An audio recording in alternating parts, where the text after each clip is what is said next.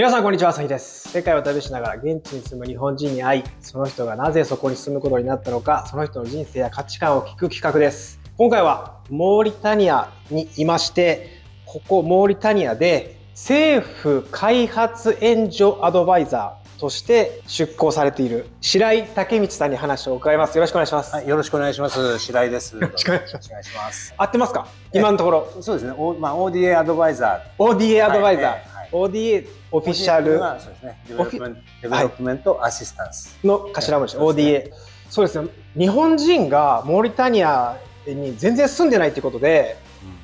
何人ぐらいって聞か、20人ぐらいって言われてますけども。ですよね。公式大方が大使館の関係者。そうなんです。それだけ日本人が少ないので、なかなか巡り会えない人に会えたんじゃないかなと僕は思って楽しみにしてます。はい。私も楽しみです。ありがとうございます。でですね、具体的にどんなことをされてるんですか？そうですね。私は JICA という組織からですね、はい、モーリタニアに派遣されてまして、はい、JICA の専門家っていう立場でこちらに来ています。JICA っていうのが政府開発援助とか、ODA ですね。それを実施する機関で、例えば青年海外協力隊、ありますね。JICA協力隊っていうのを聞いたことあると思うんですけども、あの事業もJICAという組織がやっています。あとは私のような専門家が派遣されて、いろんな技術協力をしたりですね。はい。これは公務員っていうくくりなんですか？ではないんですけども。ではないんですよね。パスポートは公用旅券ですね。外交旅券ではなくて。外側何色ですか？緑です。あ、緑。運営資金は JICA ですね。JICA、これは国のお金っていうことですかね。税金を。そういうことです。外務省の予算の一部に JICA の予算が入っていて、でそこで実施をしている。なるほど。で一方巨額な融資ですよね。融資の資金は税金ではなくて、海外投融資の資金というもので、貸付をずっと昔からやってきて、で貸したお金がどんどん返ってきてるわけですね。順調に。でまた返ってきたお金をもとにまた次の貸してるところに貸すっていうことなので、よく総理大臣とかが途上国に行った時に、なんか何を作りますとか何をあげますとか言って、日本も大変なのになんでそんなに海外に大盤振る舞いするんだっていうような、ちょっとそういうご批判もねあるかと思うんですけども、 SNS でよく見ますね。もちろん割合としては融資の割合が圧倒的に多いので、それは日本の戦後の復興の経験があるので、そういう割合になっている。ただでもらったものっていうのはなかなか身につかないんじゃないかっていう経験が我々もあるわけですね。なるほど。だから融資という形が圧倒的に多い。日本も昔戦後ね、東名高速道路とか東海道新幹線とか、黒部ダムとか、そういうの、あれは日本のお金で作ったんではなくて、世界銀行っていうところが日本政府にお金を貸してくれて、日本政府はそのお金を借りてそれで整備したんですね。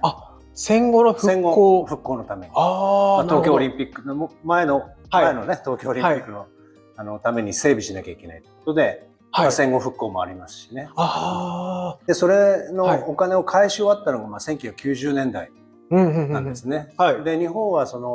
っぱり発展するためには、全部お金をもらうだけではなくて、やっぱり自助努力をして、しっかりと自分たちも経済発展をして、借りたお金を返していくということがやっぱり日本の経済成長にすごく効果的だったということもあって、日本の今途上国に対する援助も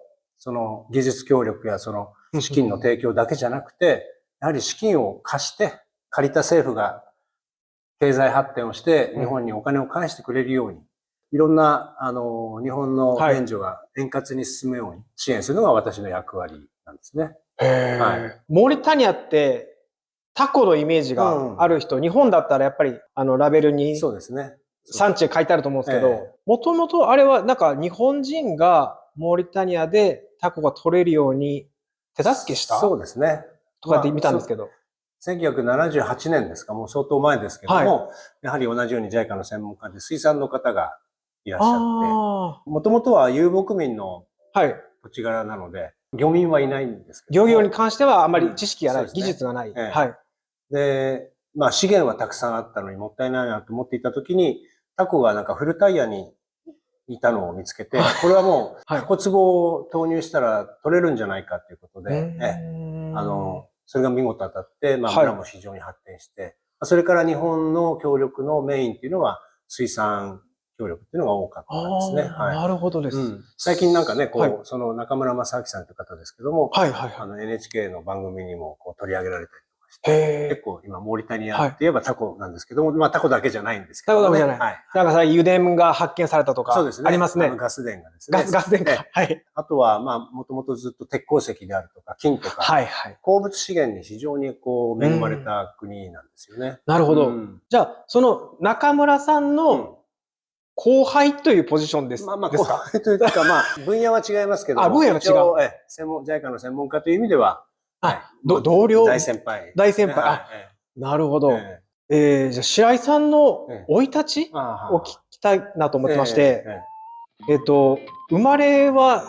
ですね、宇都宮市、栃木県宇都宮市です。宇都宮で小学校2年生までいまして、まあ父が公務員だったんで、その後横浜に転勤になって、そこで中学校3年生の6月までいて、父親の通勤がちょっと大変になったんで、東京の方に引っ越して、で、東京都品川区ですかね。で、大学卒業までいて、でその後自分の就職で、まあ、神戸に行ったり、また東京戻ったり、最初民間企業に入ったんですけども、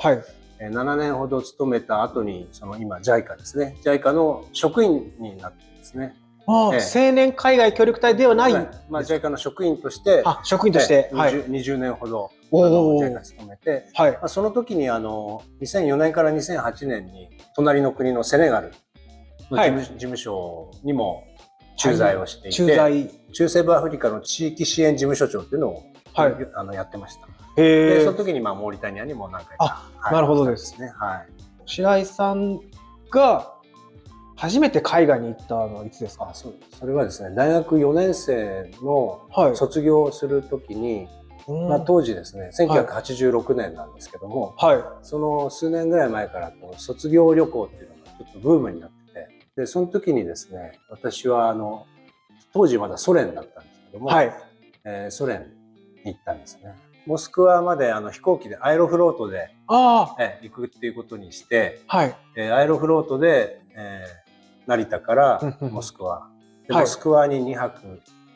して、でその後ヨーロッパをちょっとぐるっと回って日本に帰ってきたっていうのが初めての海外旅行でした。で初めて乗った飛行機、日本の飛行機も乗ったことなかったけども、初めて乗った飛行機がアエロフロートでした。アエロフロートっていうのはロシアの会社？ロシアの国営の会社で、まあパイロットはいいんだけども、機材が古くて危ないって言われてて。80年代。怖いですね。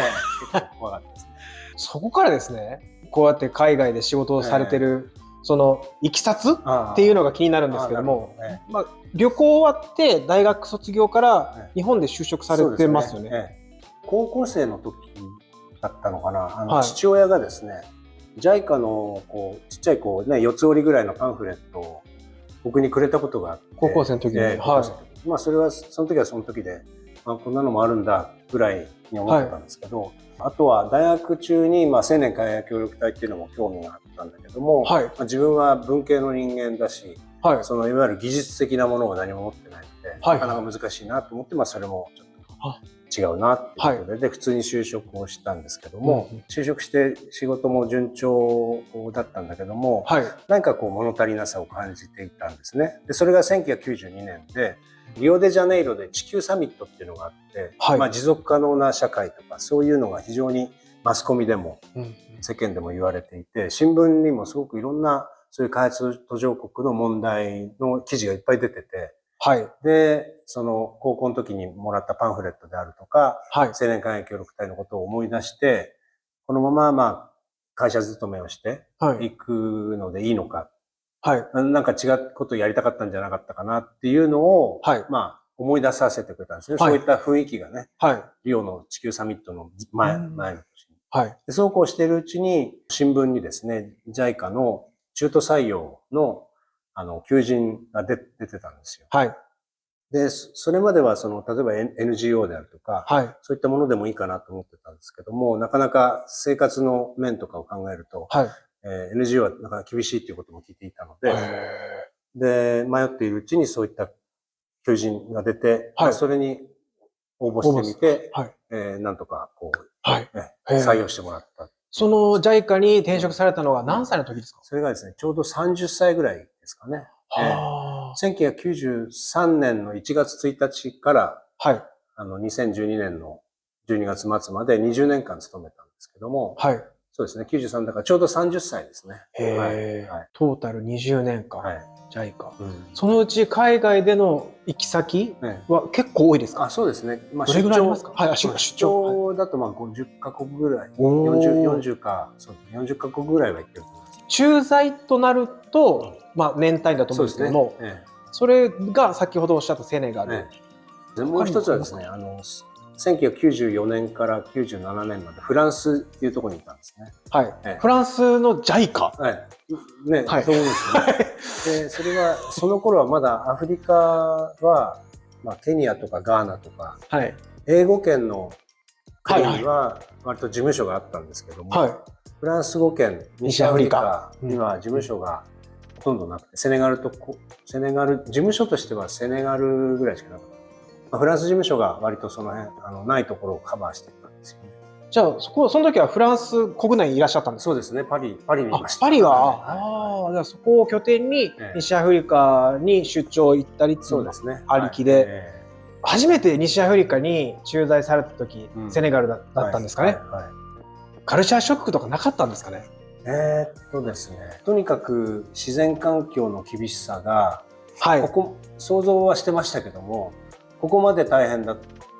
のかっていう、ダカールっていう首都にいる場合にはあまり感じないんですけども、地方に出張に行った際に、ここまで自然環境って厳しいんだっていうのを思い知らされて、2004年から8年当時でもヨーロッパを目指す若者たちがいっぱいセネガルとかモーリタニアとかから危険な旅をして、船に乗って危険な旅をして途中で沈んで亡くなってしまうとか、あるいはたくさんのお金を払ったのに結局行けずに戻されるとか、そういう厳しさがありました。当時もね、今もそうですけども、当時もそうだったんですね。飢餓とかそういうぐらい、飢餓とまではいかないんですけど、70年代の飢餓とかじゃないんだけれども、とにかく水が非常に貴重だし、ないし、ざーっと短時間に大量の雨が降るので、せっかく土地の表面に溜まった肥沃な土地も流されてしまうとか、ようやくうまく育ったなと思ったら、今度は砂漠飛びバッタっていうのが来て、もう根こそぎ食べてしまうとか、とにかくうまいこといかないんですよ。だからもし自分がその村に生まれたら、自分も多分あの船に乗ってヨーロッパを目指しただろうなって、そこが大きなギャップでしたね。それぐらいもう死ぬと分かってるような船に乗るぐらい、そっちの方がマシだと思えるぐらい大変な環境なんですね。で、結局その4年間自分がセネガルで働いても、その状況は何ら変わらなかったっていうことの、自分を責めるんですね、その時。で、たまたまその帰国が近づいた時に仲間と新しくできたインド料理屋さんがあって、なかなかインド料理食べられなかったんですよ、昔は。セネガルではカレーが食べられなくて、美味しいねなんて食べてた時に誰かがこうやってね、こんな美味しいもの食べられるのもね、日本人だからですよねって言ったその一言がまたそうやって苛まれていた自分に刺さって、その時泣いちゃったんですよね、正直。結局なんだお前やっぱり帰るのか、日本に。で、そんなことセネガル人は誰も言わないんだけども、そう言われてるような気がしてしまって、で、あとその頃、マグレブ・アルカイダっていう、アルカイダのその北アフリカ版みたいなのがどんどん下に下がってくるような、ちょっとどうなんだろうって思って、あと日本も心配だっていう、そういった思いが混ざって、50歳で早期退職をして、JICA をですか？JICA を早期退職して、妻の実家のそばに農家住宅が売りに出てまして、そこには家の裏に畑があって、で、地下水も取れるので、セネガルっていうのもここもそうですけど、水と土がすごく厳しいんですね。農作物がなかなか育てられないっていうか、はい、食料事情が厳しいところですよね。はい。人間はいくらお金を持ってても、食べ物がないと生きていけないんですよ。食べ物と水がないと生きていけなくて、はい、それがものすごく豊かなんですよ。その扇状地で土も豊かだし、水も豊かなんですね。はい、自分で食べ物を作りたかったんですよ。それと日本の地方創生っていうんですかね。はいはい、そういうものにも関わりたくって、JICA を早めに辞めて、その中古農家住宅を買って、こういうところで自分の今までの国際経験を活かせないかなと思って、はい、1、2年後に地方議員の選挙があってですね。はいはいはい。でそれにこう立候補して、はい、たまたまその時は誰も他に立つ人がいなくて、はい、無投票で当選したんですけども、翌年と2015年と2019年はそれぞれ選挙をして、で合計8年間市議会議員をして、はい、国際協力と地方創生を結びつけるような、はい、そんな活動を主に、はい、私の売りとして、はい、そういうことをやってへー。ごめんなさい、ちょっと話戻るんですけど、JICA20年間の間にご結婚されてるわけですね。そうですね。はい、それは駐在に行かれる前に日本でご結婚されたんですか？ですね、ちょっと複雑で、すみません。2回結婚してまして、そうなんですね。フランスの時はその最初の家族と4人で。日本人。はい。フランスから帰って数年後にいろいろありまして、離婚をして、でその後出会いがあって、あと再婚をして、でセネガルに行った時はまずは私単身赴任をして、でその後、ちょうど子供が生まれる前だったので、家族はそれから半年後ぐらいに来たんですね。ご家族も一緒に駐在されたんですね。それで、結局50歳になられた時に、JICA 退職、議員活動。そこからはどうなるんでしょうか？そうですね。一応、自分ではやりたいことがいろいろあったので、ただ一議員だとなかなかできることって限られているので、2022年に、市長選挙があるということで、議員を辞職して、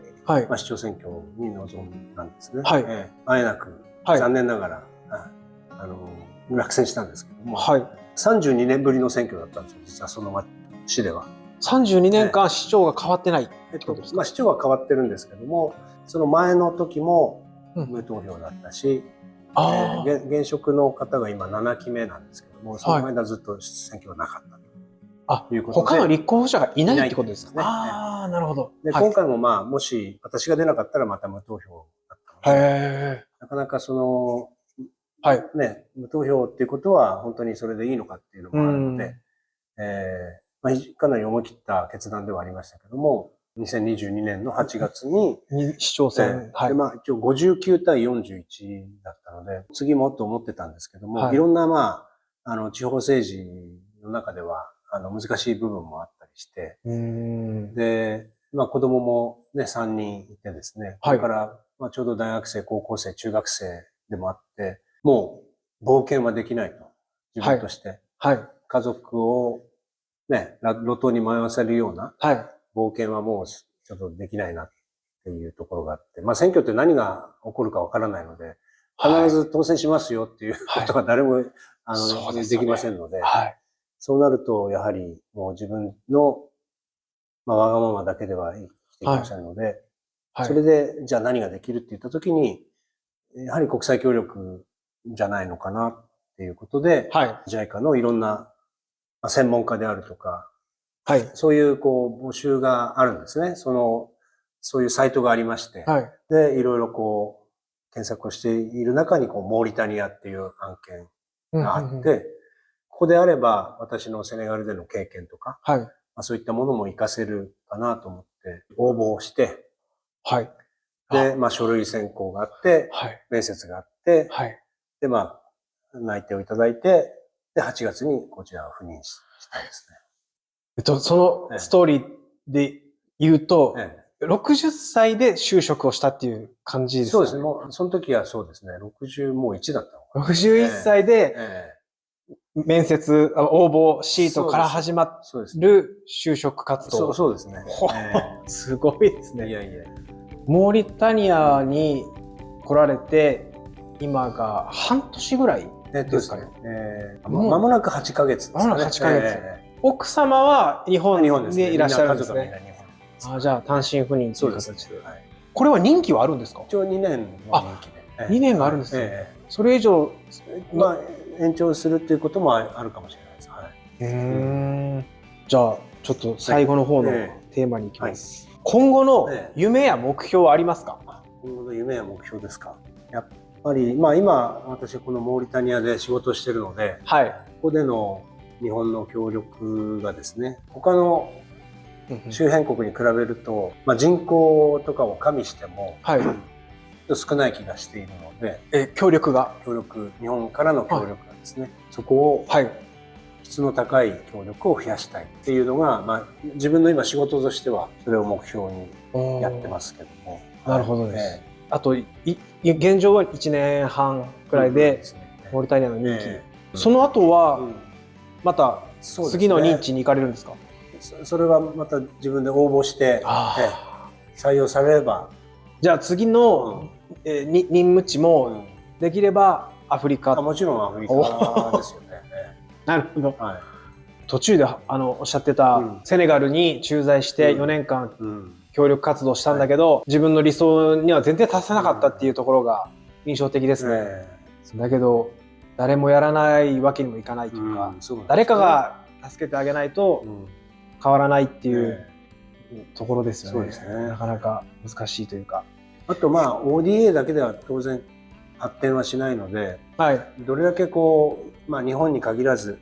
民間の投資をアフリカに呼び込むかっていうことが大事だというふうに思いますね。でなかなかその日本からアフリカの投資というとまだまだね、ナイジェリアとかエジプトとか南アフリカとか、ケニアとかね、やっぱり人口もある程度多くて回り始めてる国に集中しがちですけども、モーリタニアは本当にアフリカのね、北の端の方ですし、なかなか日本人からすると馴染みが薄い国なんですけども、知ってもらわないと投資も何もないので、まずは私もそういったこういう番組に出させてもらって、モーリタニアを少しでも皆さんに知ってもらって関心を持ってもらえれば、その鉱物資源であるとか自然資源であるとか人権資源とかポテンシャルがあるけども、知らないことによって何も始まらないっていうのは、それはもったいないので、そうですね。ぜひですね、モーリタニア調べていただいて、ありがとうございます。お酒飲めないですけども、そうですね。本当にポテンシャルは秘めてるなっていうのは僕は旅行しながら感じてますんで、本当にその一線で活動されてる方ならもっと感じられてると思います。ありがとうございました。結構なんか最後まとめていただいて。これは言いたいなと思って。よかったです。確かにそうですね。僕のチャンネルも、これから有名になっていくと思いますので。これをね、継続化していきたいなと思ってまして、今、モロッコが1カ国目、で今回2カ国目、モーリタニア。次はセネガル、そしてギニアっていう感じで、できれば、ビジネスされたり、外交官じゃない方にお話聞けていけたらなって思ってますので、なかなか面白いプレイリストになると、そうですね。自信ありますんで。セネガルはもしあれでしたら紹介。本当ですか？方いらっしゃいます。じゃあ、後でチャットでメッセージお願いします。じゃあ、ここで動画は終わります。今日はお時間いただいてありがとうございました。ありがとうございました。どうも。ありがとうございました。